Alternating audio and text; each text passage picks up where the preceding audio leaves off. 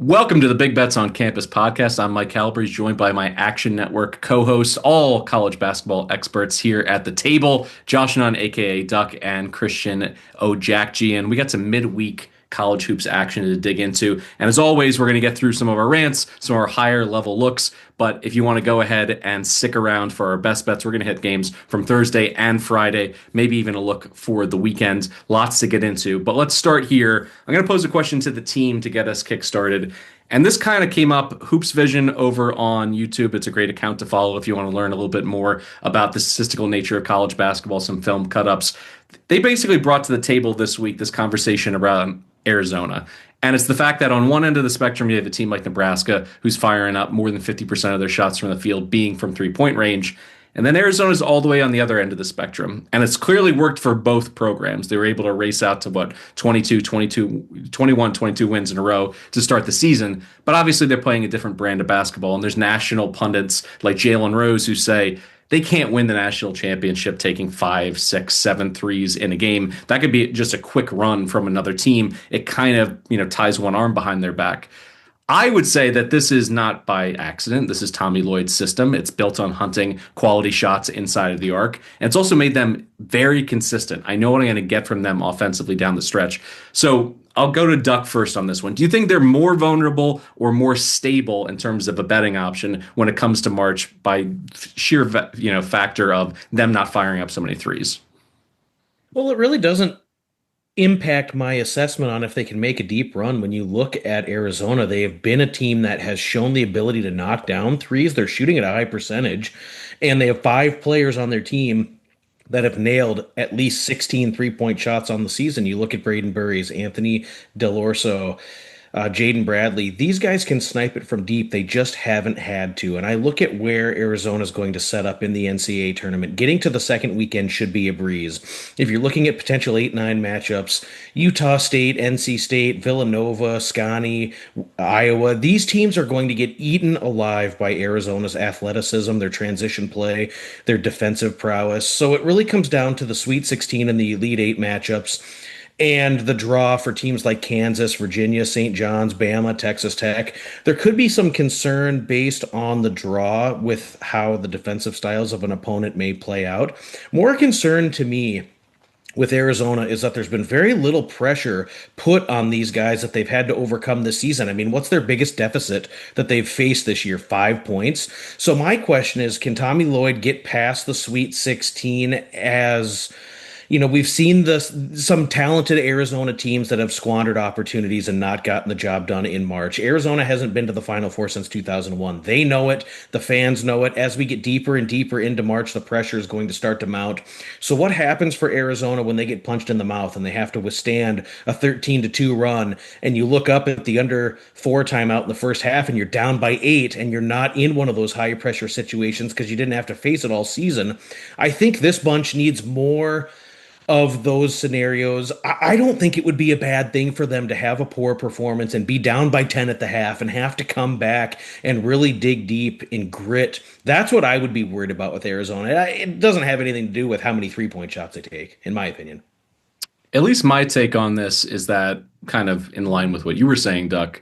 They have the ability to knock down the shots. They're choosing not to take them. So if they are in a situation where they're down 5 to 8 points in the first half and they need to rev that up a little bit, I don't think necessarily it's going to come as a great shock to them or be a situation where they don't have the shooters to work on the perimeter. I also like what I'm seeing in terms of the maturation of Burries. They're getting Pete involved better in the offense in terms of like lobs, getting him, higher percentage shots at the basket. So I think both of those guys, we haven't necessarily seen their best basketball over a consistent stretch yet. So even though they're the number one team in the country, they're an analytics darling, I still think there's more to come in terms of this ceiling potentially if they could get consistent play from both of them. What do you think, Christian, in terms of Arizona as it relates to the three ball and their overall ceiling on this season? We're going to learn a lot about them, at Kansas, Texas Tech at home, BYU at home, at Houston, at Baylor. Home against Kansas is a ridiculous schedule. I agree that it wouldn't be the worst thing in the world for them to lose. They probably lose 1 or 2 of those, and they're still the number 1 overall seed. Here's what I find funny about this dialogue, though. When someone like Jalen Rose comes on and says this thing about the three-point rate, like, just so out of touch for numerous reasons. One is that they were 280th in three-point rate the last 2 seasons with Caleb freaking Love on their team. And guess who went 0 for 9 from deep against Clemson in a game where I wanted them to be pounding it inside more and not settling, right? When you have a point guard like Jaden Bradley, who Tommy Lloyd continually talks about is the best point guard in the country, which I'm not putting him in that conversation, or I'm sorry, he's in the conversation, but I'm not giving him the number one title. He has been elite. And if you're box score watching and you look and see Jaden Bradley shooting 44% from three, you're like, oh, he should take more threes. No, he shouldn't. Guess what? That's not his game. He'll take those when he's wide open, or, you know what I'm saying? Like he had a clutch one against UCLA in that game. But I'm fine with Koa Pete not being a volume 3-point shooter. Like Dwayne Aristode, Del Orso, and Karchenkov are in Burries. Do you have shooters? You know, as Duck mentioned, you have shooters, and I'm fine with Del Orso playing, who's only been 29% by the way this year. He's a great shooter. Like you got to look beyond the numbers with things like that. And I also think about the fact that what would I say my number one weakness would be with this Arizona team? Not weakness, but the way they find themselves into trouble is if someone can successfully slow the tempo down on them. They lost to Princeton 59-55 in that game. And all of a sudden, when you slow tempo down with Arizona, if you guys remember that game, it was like Kirk Kriisa and Courtney Ramey like pulling up from way too deep. It's like, we don't want that. What happened to playing through to Bellis and your NBA big guys, right? Down low. And you look at this year, they're 2 close games on away from home at UConn, which of course UConn was missing pieces, and UCLA. The finals in that game were 69-65 and 71-67. So I think Houston, Texas Tech, Kansas, more half-court oriented teams are going to give Arizona a run for their money. But the 3-point rate is not an issue when, one, they're clearly the number one team in the country to this point, and two, you have guys that can clearly shoot the basketball. Guys, I think the thing to look at as well in the NCAA tournament is this is a one and done scenario. And if you are banking on a team that is heavily reliant on the 3-ball and you get on a neutral court with the NCAA tournament logo going and you're playing at 11 o'clock Eastern time in an unfamiliar place, that creates a lot of elemented variance when you're reliant on the 3-ball. If Arizona is going to get beat, specifically early in this tournament, they are really going to have something fluky happen because they're not going to get out athleted in the first couple of rounds. It's going to take a special performance, and if Arizona were to be defeated later on in the tournament, they are legitimately going to get beaten by a better team. It's not going to come down to fluky shooting variance. I think it actually provides a little more consistency that Arizona runs their stuff. They're not extremely and extravagantly reliant on the 3-point shot. I think you get a little bit less volatility with them that way. All right, let's go from the number one team in the country to a conference that not many people have kept their eye on, and that is the WAC. And you want to talk to me about the Wolverines, Duck. Well, guys, look, I get it. Like the politics and the stuff going on with realignment, NIL, people coming and going. But what's happening with Utah Valley is bad for them and also for the WAC. The Wolverines have potentially their best team ever. They're tied for first place in the Western Athletic Conference. They're undefeated at home. Utah Valley is leaving the WAC, and they're heading to the Big West next season along with Cal Baptist. And there is some dispute over Utah Valley constituents and the WAC representation and the exit fee and what should be paid and what shouldn't be paid. Utah Valley has not paid the fee, and they're digging their heels in and likely going to be ruled ineligible for postseason competition. What this means is no conference tournament, no NCAA tournament likely. They're just refusing to pay the fee. This is not good for the student athletes or the WAC at large. You want to send your best representation to the NCAA tournament, and now the WAC is likely not going to do that. They're also going to only have 6 participating teams in the postseason conference tournament. You look at the WAC, they're a mess. They're losing Southern Utah and Utah Tech to the Big Sky. They're only going to have 3 remaining schools, which are going to be absorbed into the ASUN. They're going to form a new league that way. But it's just turning into such a saga. It's a shame for Utah Valley's team, their players. Everything they've worked so hard for is going to get ruined due to a snafu with the fee. And so it's really just a shame because I was kind of looking forward to seeing Utah Valley possibly make an appearance in the NCAA tournament. I think one piece that comes out of it, Dominique Daniels, the guard for Cal Baptist, is must-watch television. So if he ends up helping them punch a ticket to the big dance, I think that would be a fun team to follow. I'm also going to follow in your footsteps of this rant. I'm ready to fade Utah Valley down the stretch here because the emotional fallout from it. Like you can't overstate this. This is why you care to play at a school like this. It's the opportunity to be on the biggest stage, something you'll talk about for the rest of your life. Even if you get boat raced in the first round of March Madness, just getting there is a once in a lifetime opportunity. And it's that carrot that coaches use throughout the offseason when things get tough, when you have difficult travel schedule, all of it. It's like, this is what we're moving towards. Now they're kind of listless at this point. So I immediately want to fade them. All right, Christian, what are you burning on this week? I tweeted out earlier today that Baylor and Alabama are combined 3 of 9 from adding James Nagy and Charles Bediako respectively to their rosters. It's been cool to see the basketball world say a lot of people saying we don't want to ever hate watch, but like this is karma. I do for one think Alabama's going to. Bediako's a much better player, and I think Alabama's just kind of had a tough schedule and dealing with a lot of injuries lately, and they're going to start to play better. But I kind of want to talk about Baylor, man, and Scott Drew, who was kind of at the top of the college basketball world for a second. The COVID year, they were going to be a number 1 seed and a legit team to win the title. They win the title the next year, 1 seed the next year, 3 seeds the next few years. You're getting all these NBA one and done guards. And ever since Jerome Tang left, who, has an awesome first year at Kansas State, gets him to the Elite Eight, probably should have made the Final Four, one of the most fun March Madness runs with Marquise Noel. That marriage splitting, outside of one great year of Kansas State, has really been a failure. I don't know if Kansas State's going to get rid of Jerome Tang, but I think he has proven that he is not a good head coach at all. They've had dysfunction. They've thrown around money. They suck to watch. And I'm just out on Kansas State, and they're a team that I've been looking to fade the last couple years. He had his little fluky 9-0 overtime run to start his tenure there.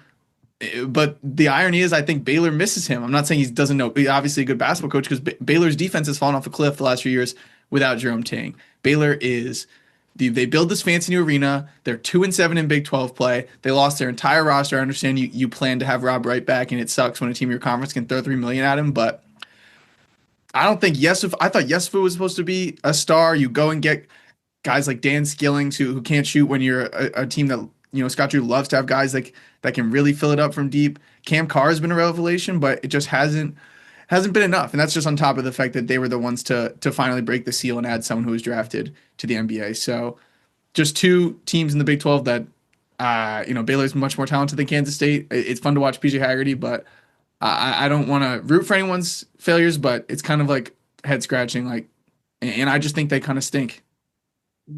Speaking of hate watching, let's talk about Doug Gottlieb for a moment. I've never liked the guy. I don't know if I've ever met anyone who's liked him. Even Oklahoma State grads playing at points, like the guy's an asshole. He just has he has all the personality of, Dan Hurley when he's on a rant, but none of the coaching acumen. All that being said, though, does he kind of have a point about Ken Pom not being able to filter in the fact that you're playing with a half deck? Like Evan Mia gets into this all the time with his lineups and how specific we get into the factor of the value of a particular player and them stepping out. And I understand that. So this is one of those memes where it's like, did the worst person in the world just kind of make a decent point? I guess. I don't know what his overall rant was. It's like, Green Bay, you're treading water. You're 12-12 this year. You're not going to go anywhere in the postseason. So I don't think it necessarily has anything to do with them being shortchanged. But I do think the analytics community, year over year, college hoops just gets better and better and better. And it's like, Evan Mia's website is like the, Wonka factory of putting out new confections every year. It's like new data tools, new, visualizations. There's all kinds of people that play off of the data from Ken Pom and Torvik and Haslametric and everything else. I feel like we're close. We should be getting closer to a place of being able to compare when teams are simply just not the same, whether it's injury or how they're playing. We still, I feel, are living in an environment where you beat a team that is in the top 5 earlier in the season, and by the end of the year, they kind of fall apart. They got people looking to go to the portal. This is all just a hypothetical, but it happens every single year. Not every win is exactly the same based on when you beat a team and what kind of deck that they have. I saw that you tweeted about this, Christian. I'll let you take the first crack at this. Any thoughts on what we could do as an analytics community to kind of bridge the gap a little bit? It's just common sense. We know as fans that there are elements that maybe they're not quantifiable, but I think there's got to be some way from a personnel standpoint to bridge the gap and say, we beat a team at full strength. We beat a team without their starting point guard. That should count as different things. Congratulations, Doug Gottlieb. You pointed out that context matters and that the model can't take into effect if a player's girlfriend dumps him the night before, he might not play as well. But guess what?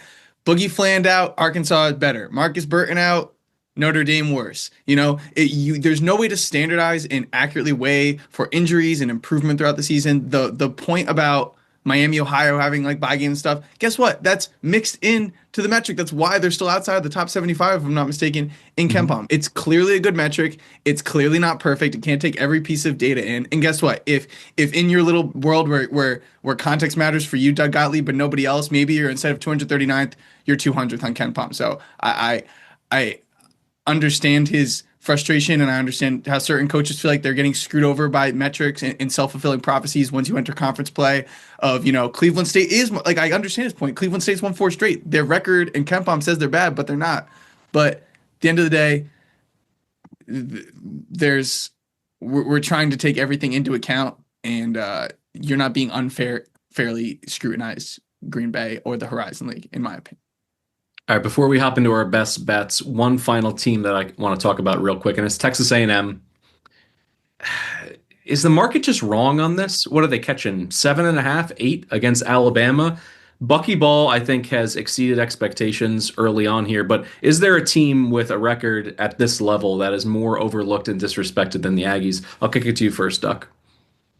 Well, I mean, we're going to find out how good they really are. These guys really took some time to get fully acclimated to the buckyball system, and they took some early season losses as a result. But it appears a different group than the one that took the court from early December and prior. They're much more confident. They're shooting well. They're forcing turnovers at the highest rate in the conference on defense. A&M is the second best three-point shooting team, best foul shooting team in the conference. They defend well without fouling. You look at guys like Pop Isaacs and Marcus Hill who can stroke it. Agee is athletic and just super hungry on the offensive glass. Can really impact the game in a variety of ways. I think we're really going to find out a lot about this bunch coming up with games against Alabama, Florida, Missouri, Vandy. I mean, it's kind of a loaded back-end slate full of really good SEC teams. But I'm here to tell you right now, A&M is not a team you want to be paired up with in the second round of the NCAA tournament. If you see them on the 7 or 8 line, could be some major trouble lining up against the Aggies. Bucky's got them playing good basketball right now. Now, Nate Oates, 4th best against the spread performance on the home floor since joining the SEC and this Alabama program in 2019. Do you think that's what this number is predicated on? Do you think the market's just expecting a bounce back after they get their doors blown off at the O-Dome, Christian? Well, A&M's 5-0 against the spread this year as a dog, covering by 16 points at least in all of them. I kind of hesitated to, bringing back our boy Doug's point, right? In the first 2 weeks of the season, A&M lost by 24 at Oklahoma State and by 12 at home to UCF. They are a different team, was a first-year head coach, but they're still up to 27th in KenPom because the metric takes into account the entire season of data. And obviously been playing great basketball since then. Their only 2 losses since those 2 games came in overtime. When I look at a spot to go against them, so I thought Tennessee was going to blow the doors off them, when A&M went and sent that game to double overtime. And then I bet against them again with Georgia. I'm like, Georgia's comfortable playing at a faster speed. They have a ton of guys who can handle the ball. They're fine with it being a more up and down game, right? And they go on the road and they're up 20 like soon after, and they win that game by 15. Alabama, I'm once again looking at, they can handle this pace of play, and Alabama takes good care of the basketball. So I'm not rushing to go take the points with A&M, but I think, Doug, you make an interesting point about in the tournament setting, it's kind of like the Syracuse 2-3 zone. It's like when you have a curveball, that you're so comfortable playing, and for other teams on shorter prep having to play against such a distinct style, they suck to play against. Like the quote that Rylan Griffin said to, I think it was Josh Hubbard, like, Josh Hubbard's like, yeah, are you guys going to press all game? He's like, absolutely. They suck to play against. And you keep looking at how can Rashawn Agee at 6'8" continue to be so elite rebounding the basketball and not be getting exploited for playing small ball 5? Just hasn't been happening. Like, okay, well, what happens when you play Florida? Is that when the doors get blown off and you lose a game by 20? Maybe. We'll see. But clearly a very good basketball team and a really fun one to watch too. Don't miss any of our best bets by signing up for Action Pro. Action Pro users get real-time alerts anytime experts like Stuckey, Christian, Duck, or myself track picks in the app. You also get real-time money percentages for any of the games on the network, which basically is everything, particularly in college sports. So you're going to be able to see where the smart money is flowing and have access to our NFL player prop projections before the Super Bowl from Sean Kerner and his predictive analytics team. Dr. Nick is also giving out college basketball player props, so you're going to want to go ahead and get in on those as well. Get the best bets at the best prices. And now, to celebrate Super Bowl 60, you can get $60 off an annual subscription of Action Pro. Just go to actionnetwork.com/pro to get started. That's $60 off at actionnetwork.com/pro. All right, now on to the good stuff. We got all of our best bets here for Thursday and Friday. We're going to go around rapid fire style.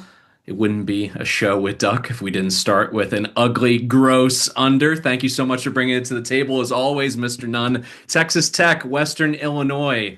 Leathernecks have been a good bet on unders this year, and this one's projected just about at 140. Talk me through your cutoff number and why, the narrative and the game flow all seems to be trending to an under, in your opinion. Yeah, well, Western Illinois has been one of my favorite under teams in the entire country. These guys are 359th nationally in offensive efficiency and 324th in offensive possession length. The Leathernecks are methodical. They can't score. They don't shoot the ball very well. 347th in three-point percentage. The Leathernecks are 361st in post shooting and 335th in foul shooting. They're going to be forced deep into the shot clock regularly and will have to resort to contested jumpers, which they don't want to shoot, or they'll turn the ball over. And a lot of the turnovers are shot clock violations, errant passes, traveling, things that don't result in runouts on the other end. I look at Tennessee Tech. They've played some of the quicker paced teams in the OVC in recent games, including Tennessee State, Lindenwood, Southern Indiana. But I'm not convinced that these guys really want to run a high tempo game, especially with how the Golden Eagles struggle with turning the ball over, which they do 332nd overall nationally. There's very weak post play for Tennessee Tech. Danny Pounds, Jawan Nichols, they're decent OVC players, but they don't shoot the ball exceedingly well.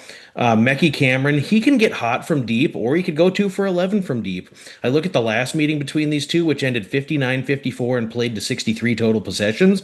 We had 26 turnovers. We had 8 total made threes, and we had 42 first half points. I think we see this one play out similarly. This should be a dead nut under. I think we're getting a little value in this total based on some of the final scores from these two teams in recent games. But this one should be first 1 to 60 wins this. If we're getting 140, absolutely an under. All right, Christian, you're looking at Ohio State traveling to College Park, and Buzz Williams is not a turnaround specialist by any stretch. You look at Virginia Tech, his first year there, I think he won 11 games, won 16 in year one in College Station, coaching up Texas A&M. So the expectations weren't necessarily that he was going to elevate this team to the tournament and they were going to make a deep run, but this has been an unmitigated disaster. Like, this has been so bad, it calls into question, is he the right fit? Can he recruit in the next cycle? What are they going to do to get things going in the right direction? Do you think we've seen the floor with this Maryland team, or is there any value in a market overcorrection to then take them as a home dog? Yeah, they're terrible, man. They're really, really bad. And I backed them against USC a couple weeks ago, and they were in the game because Diggy Coit was cooking. He had 30 in the game, but in the second half, they could not get a stop against a USC team that didn't have Chad Baker-Mazara and pre-Elijah Arenas, like a U.S. team that couldn't score on anybody. And in the second half, they literally couldn't get a stop. I found myself getting into trouble in some of these Big Ten Thursday, Friday windows where there's like not as many games going on. But I'm just looking at Bruce Thornton, who we've talked about as a guy, one of the best potential. If he doesn't make the NCAA tournament this year, he'll be one of the best 4-year out of school power conference players that never made the tournament. And he's a winning player. He's not some empty stats kind of guy. And I saw clips of him yelling at his guys in the 92-82 loss at Wisconsin. You got 4 days off to go play the worst team in the league. If you're laying 8 or 9, I mean, this should be all Ohio State. Like with a leader like that for a much better team, I expect them to go take care of business. And the tax on being, on the road or a theoretical, I mean, like you said, Mike, has the floor bottom now. Could they really be this bad? They are that bad, and I expect Bruce and the boys to go in there and take care of business. I'd lay up to 10 there. All right, Thursday, I like Abilene Christian plus 13.5. That's at least the projection. I would take them down to 12 at Utah Valley. As Duck mentioned, Utah Valley now ineligible for the WAC conference tournament, which also means their opportunity to go dancing has gone up in smoke. That's devastating to any team, but certainly a team that's in a tie for first place at this point in the season makes this a massive letdown spot. Brett Tanner took over for Joe Golding at Abilene Christian 5 years ago, and he kept the Wildcats calling card that helped them secure a March Madness upset of Texas and Shaka Smart with suffocating on-ball defense. They press, they blitz every single ball screen, they're active with their hands, like every single defender. The result is 20.2% of opponent possessions end in a turnover. That's the third best mark in the entire country. And Utah Valley, by the way, is horrific when facing pressure. They're 349th in turnover percentage. That is a strength versus weakness battle right away. So I want to take a team that's catching double-digit points when you have a massive advantage like that. Now, obviously, the drawback is if you watch Abilene Christian, they gamble defensively. They're trying to trap. They're going to let you be able to get easy buckets, on the other side, and sometimes even in the half court, they're just allowing full-on layups. And efficient offenses are going to take advantage. Utah Valley 17th nationally in shooting percentage, so they're going to get plenty of easy looks and buckets. But in this first matchup, I've already seen it. Now, granted, it was on ACU's home floor, but they created 22 turnovers and they won the game going away 85-68. The Wildcats have been in a shooting slump since, but that's just given us value on this number. I think it's going to keep it closer to 13 or 13.5. If we get a quality performance out of Braden Hubbard, I should say, I think their chances of winning this game outright are not, it's a non-0% chance in a spot like this, but I'm going to play it safe. I'm going to take the points. Hubbard, if he can give me 15, 18 points, I think they cover. I think if he gets into the mid-20s, there's a chance that they win this one outright. All right, back to you on Thursday, Duck. When you came to visit here in the greater Philadelphia area, spent the weekend together watching college hoops, you couldn't shut up about Quinnipiac. So I'm going to give you the full floor here. If there's any Quinnipiac grads in the audience, this is your best 5 minutes of the entire BBOC season. So talk me through the Bobs. Well, I've made a joke before. My three favorite college basketball conferences are the MAC, and the MEAC. Not really true, but I like to say that anyway. Quinnipiac on Thursday, projected spread of 13 at home against Canisius. Canisius cannot shoot the basketball, and the Golden Griffs play at a treacherously slow pace. They're 353rd nationally in adjusted offensive efficiency, 357th in two-point shooting. And they're not going to be able to attack Quinnipiac in the post here. So Canisius is going to have to shoot the long ball in order to stay in this one. And doing that on the road without Nyblack or Bernard, going to be real trouble for Canisius. If a guy like Khalil Singleton were to happen to go 6 of 11 from deep, this could be close, but I would absolutely not bank on that on the road. Quinnipiac is a really talented team in the MAC.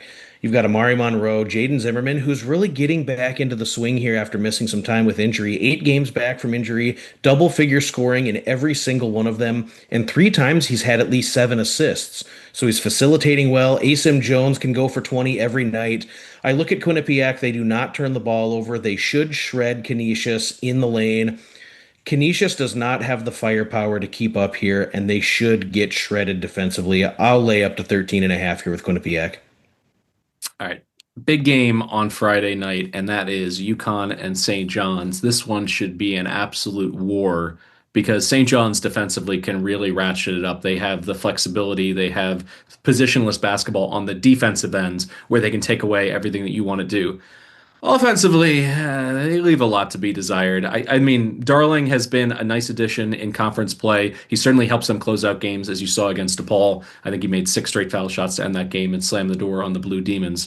But outside of that, they can go long stretches without scoring, and that's why you're targeting the under here, Christian.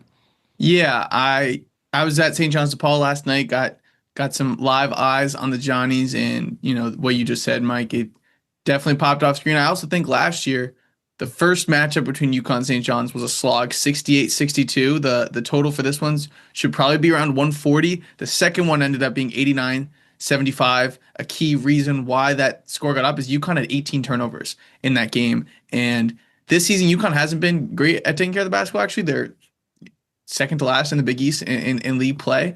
But knowing Dan Hurley and that turnovers were such a key problem in that last matchup against Patino and St. John's, I think that'll be a point of emphasis. But when I'm also projecting what half-court possessions look like for both these teams, I'm thinking about St. John's' optionality and switchability being really important for helping track with UConn's off-ball movement.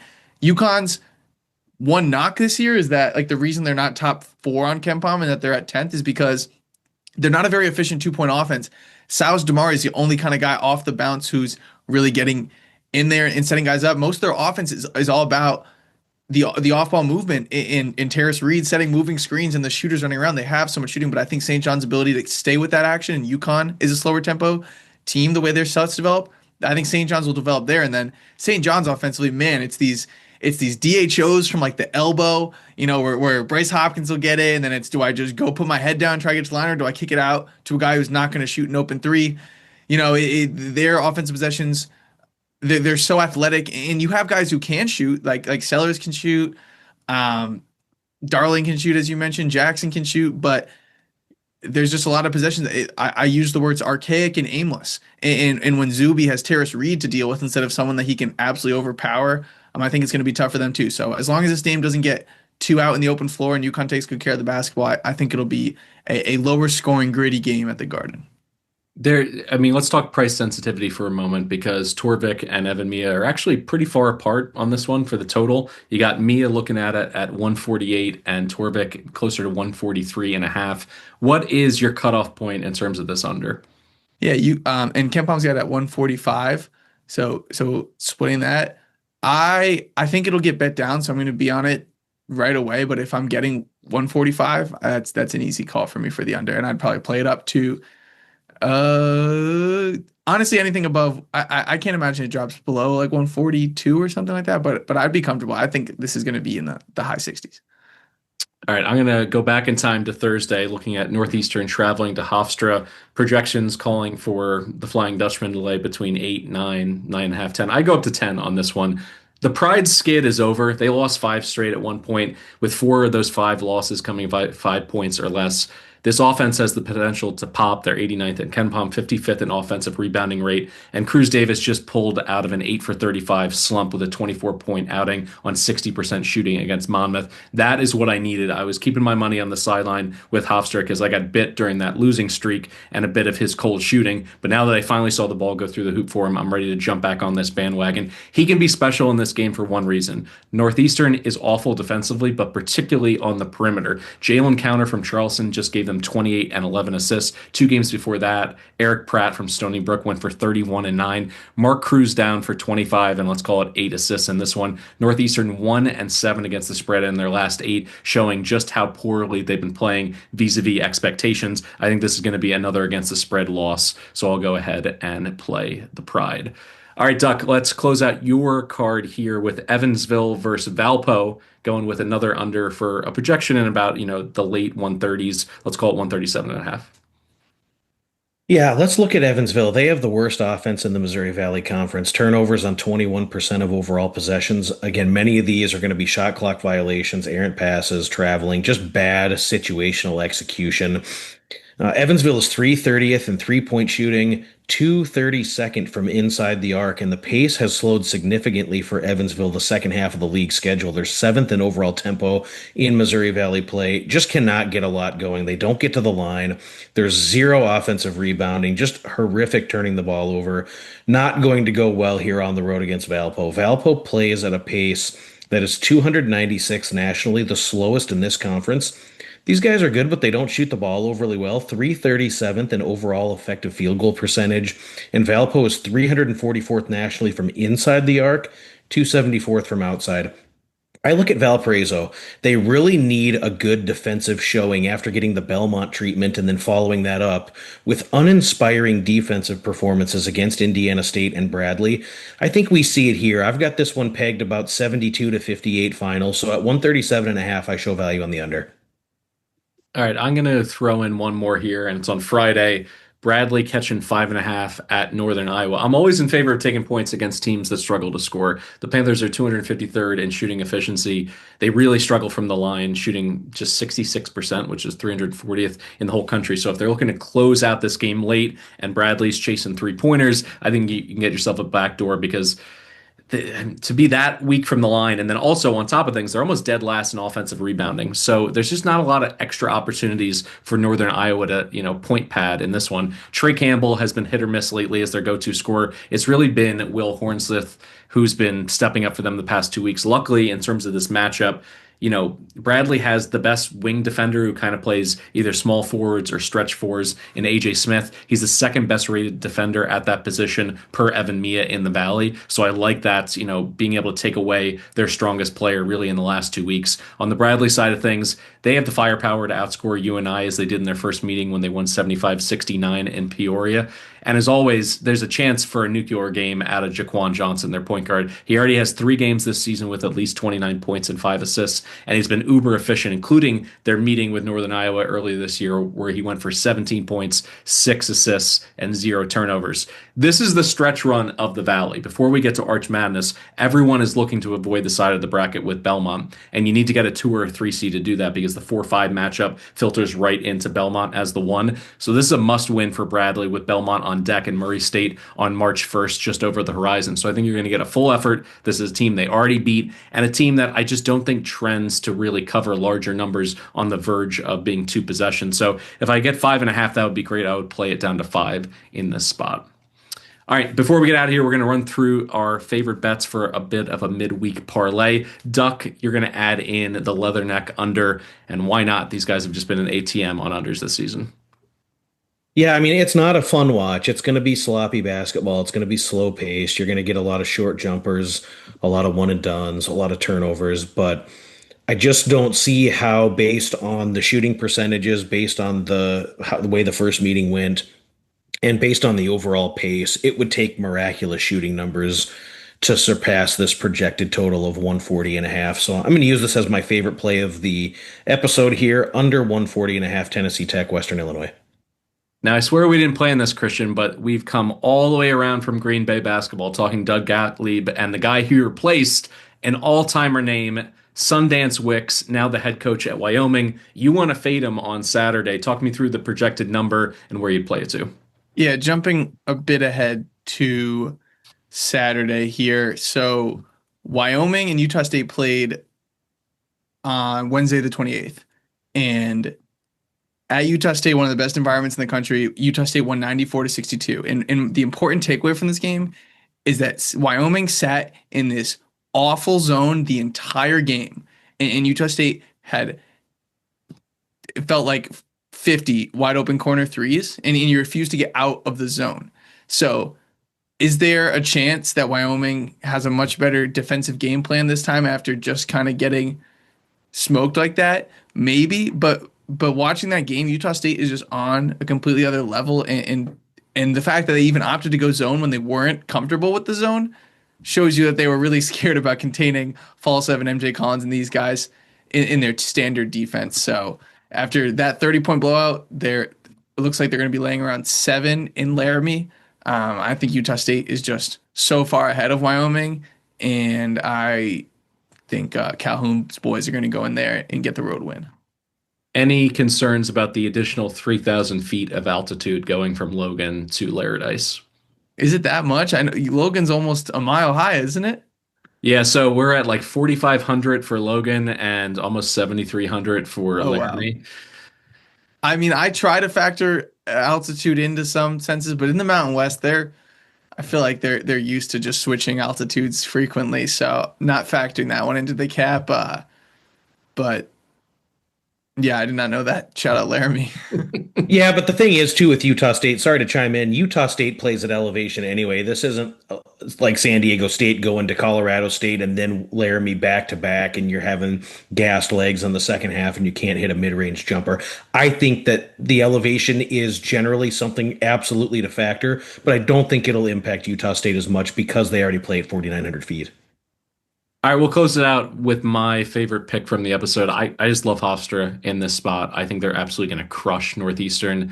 Northeastern is in free fall at this point, and Hofstra still has an opportunity to get their season right, position themselves for the CAA tournament, which I think is going to be one of the better, mid-major tournaments in all of basketball this year. When you have a guy like Cruz Davis, you have an opportunity on any given night to run away from somebody. That's what I'm looking for them to do, right on the verge of laying double digits. All right, that'll do it for today's episode of the Big Bets on Campus podcast. A special thanks to my co-hosts Christian and Duck. And a reminder that you don't want to miss the BBOC weekend preview with Stuckey, Greg, and Jim on Friday mornings, and the three-man weave early on Mondays with their weekly preview. Be sure to subscribe to the podcast so you don't miss any of the action that we're giving out. Also, on Saturdays, we have our live show over on YouTube, so be sure to catch that to get the best bets at the best prices. Leave us a 5-star rating and review. That always helps. We'd love to give out some more futures tickets to some people that have given out those 5-star reviews. As a matter of fact, our latest 5-star rating and review, Elite Insight, Real Data, No Noise from CLKB6, given lots of flowing language for the work that Duck and I do. Let's see. Deeply analytical, data-driven, and razor-sharp in how he breaks things down, giving all of the love to Duck in that regard. Lots of credibility when Calabrese is on the mic as well. We appreciate it. We're trying to do our best here, and every single 5-star rating and review gives us a better chance to grow the brand. So Duck is going to go ahead and give you a $10 future of your choice. You want to put it on the Wooden Award, team to make the Final Four, national championship, whatever you like. Reach out to him. How can he find you on X, Duck? Yeah, at Step on a Duck, you can reach out to me. We'll get that future logged in for you. Thanks again for listening to the Big Bets on Campus podcast, and we'll see you at the window.